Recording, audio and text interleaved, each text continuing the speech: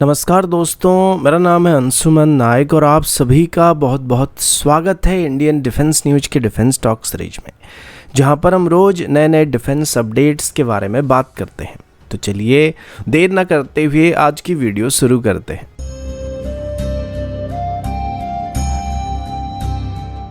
आज की पहली अपडेट डीआरडीओ के नए और इनोवेटिव प्रोजेक्ट की तरफ से है, जो इंडियन नेवी की प्रिसिशन स्ट्राइक कैपेबिलिटी को एक नए लेवल पर ले जाने वाला है। डीआरडीओ की तरफ से अभी एक air launched anti radiation combat swarm drone system को डेवलप करने का फैसला किया गया है, जो दुश्मन की शिप्स के ऑनबोर्ड रडार और इलेक्ट्रॉनिक सिस्टम को टारगेट करने के लिए डिज़ाइन किया जाने वाला है। ये लाइटवेट ड्रोन्स इंडियन नेवी के Boeing P-8I maritime petrol aircraft से लॉन्च किए जा सकते हैं और नेवल वॉरफेयर में एक नया रिवोल्यूशन ला सकते हैं। अभी के लिए दुश्मन के रडार्स को टारगेट करने के लिए मोस्टली एंटी रेडिएशन मिसाइल का इस्तेमाल किया जाता है, लेकिन पहली बार डीआरडीओ की तरफ से सेम रोल के लिए स्वार्म ड्रोन्स को डेवलप करने का प्लान किया जा रहा है। इनका वजन करीब 8.5 kg तक होने वाला, जिस वजह से P-8I एयरक्राफ्ट इनको बड़ी मात्रा में कैरी कर सकता है। इनका रेंज भी लगभग 150 किलोमीटर के आसपास होने वाला, जिस वजह से दुश्मन की शिप्स के ऊपर इनको स्टैंड ऑफ रेंज से फायर किया जा सकता है। इसके अलावा इसमें AI भी इंटीग्रेट किया जाने वाला, जो कि सेपरेटली दुश्मन की सर्च रडार, ट्रैक रडार और फायर कंट्रोल रडार को आइडेंटिफाई करके उनको डिस्ट्रॉय कर सकते हैं।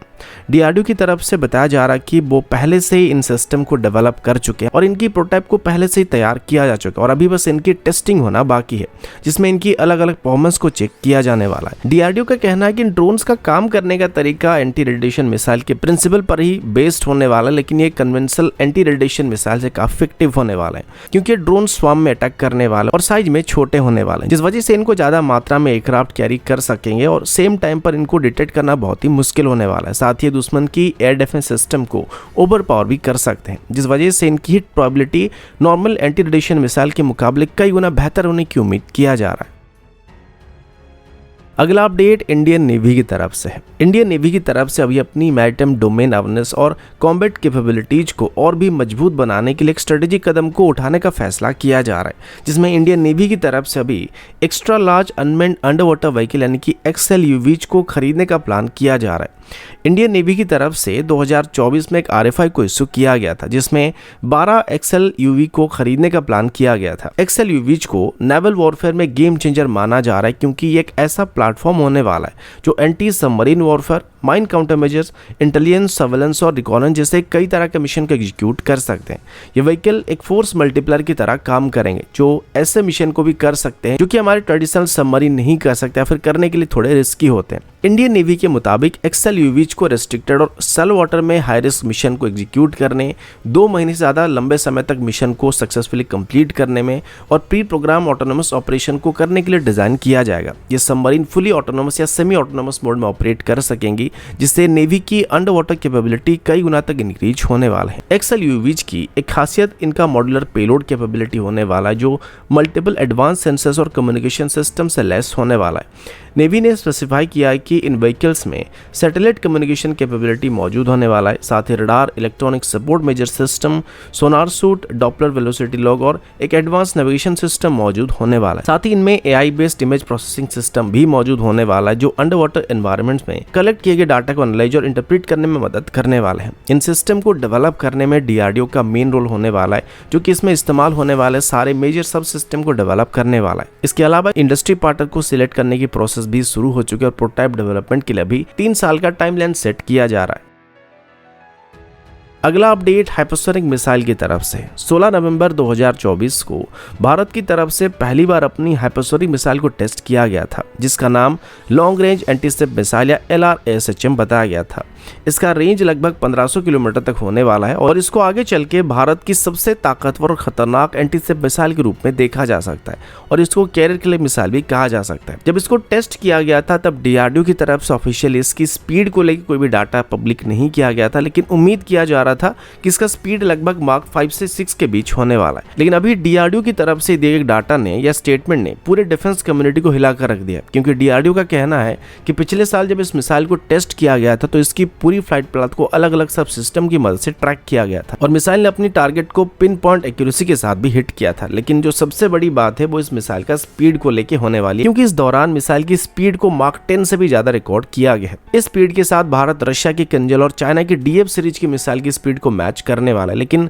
फ़र्क इतना होगा कि LRSHA में ग्लाइड व्हीकल के रूप में इस्तेमाल किया जा सकता है, जिस वजह से ये उन मिसाइल के मुकाबले थोड़ा बेहतर मैन्यूवर कर सकता है। और जब इस मैन्यूवरेबिलिटी को हाई स्पीड के साथ कंबाइन किया जाएगा तो इस मिसाइल को इंटरसेप्ट करना लगभग नामुमकिन सा होने वाला है। पहले भारत की तरफ जब अपनी हाइपरसोनिक टेक्नोलॉजी ग्लाइड व्हीकल को टेस्ट किया गया था, तब इसकी स्पीड को मार्क 5 से 6 के बीच रिकॉर्ड किया गया था और इसी वजह से उम्मीद किया जा रहा था कि भारत की हाइपरसोनिक मिसाइल का स्पीड मार्क 6 के आसपास होने वाला है। लेकिन अभी मार्क 10 की स्पीड को देखने के बाद ये क्लियरली बताया जा सकता है कि हाइपरसोनिक टेक्नोलॉजी में भारत काफी आगे निकल चुका, खास करके हाई स्पीड में इस्तेमाल होने वाले थर्मल मैनेजमेंट और मेटल की टेक्नोलॉजी, जो कि पहले भारत के पास मौजूद नहीं थे।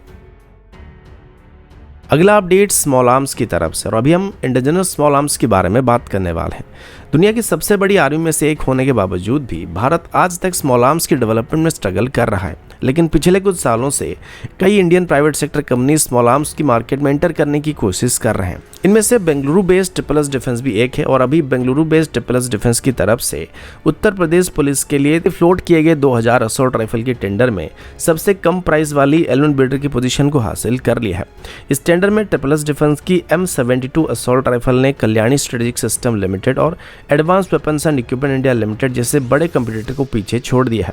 जो इस प्राइवेट फर्म की बढ़ती हुई ताकत और आत्मनिर्भर भारत इनिशिएटिव के साथ इसकी कमिटमेंट को दर्शा रहा है।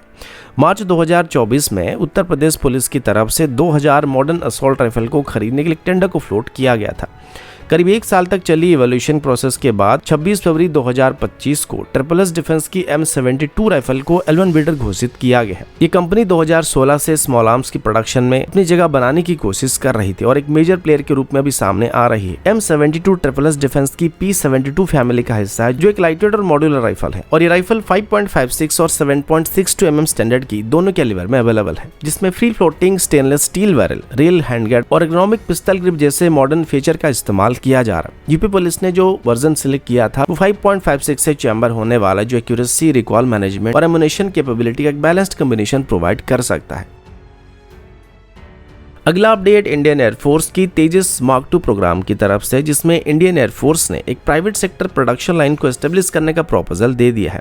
ये मूव भारत के इंडिजिनस स्ट्रैटेजिक एम्बिशन को और मजबूत कर सकता है और फ्लीट मॉडर्नाइजेशन प्लान को एक्सीलरेट करने में मदद कर सकता है। इंडियन एयरफोर्स पहले 120 तेजस मार्क 2 को ऑर्डर करने का प्लान कर रहा था, जो मिराज 2000 और MiG-29 जैसे एयरक्राफ्ट को रिप्लेस करने के लिए इस्तेमाल किए जाने वाले थे, लेकिन अभी इंडियन एयरफोर्स की तरफ से एडिशनल 180 तेजस मार्क 2 को अपनी सर्विस में शामिल करने का प्लान किया जा रहा है, जिससे टोटल ऑर्डर 300 एयरक्राफ्ट के आसपास पहुंच सकता है। अगर ministry of defence private sector के इन्वॉल्वमेंट को ग्रीन लाइट देती है तो ये इंडियन डिफेंस मैन्युफैक्चरिंग इकोसिस्टम के लिए एक गेम चेंजर साबित हो सकता है। अब तक HAL की तरफ से तेजस मार्क 1 और मार्क 1 वेरिएंट को प्रोड्यूस किया जा रहा है, लेकिन इसका प्रोडक्शन रेट सिर्फ 16 से 20 जेट तक ही सीमित है और ये मॉडर्नाइजेशन डिमांड को पूरा करने में स्ट्रगल कर रहा है, और तेजस प्रोग्राम में हो रहे डिले ने अभी इस सिचुएशन को और चैलेंजिंग बना रखा है। इंडियन एयरफोर्स के नए प्लान के तहत कम से कम 60 तेजस मार्क 2 जेट्स को प्राइवेट सेक्टर कंपनीज के द्वारा मैन्युफैक्चर किया जाएगा, जो कि HAL की मोनोपोली मॉडल में अभी एक बड़ा शिफ्ट होने वाला है। इंडियन एयरफोर्स ने Tata advance system limited, Larsen Toubro और रिलायंस डिफेंस जैसे पोटेंशियल प्राइवेट सेक्टर कंपनी को आइडेंटिफाई किया है, जो एरोस्पेस मैन्युफैक्चरिंग में अपनी एक्सपर्टीज को इंक्रीज करने की कोशिश कर रहे हैं।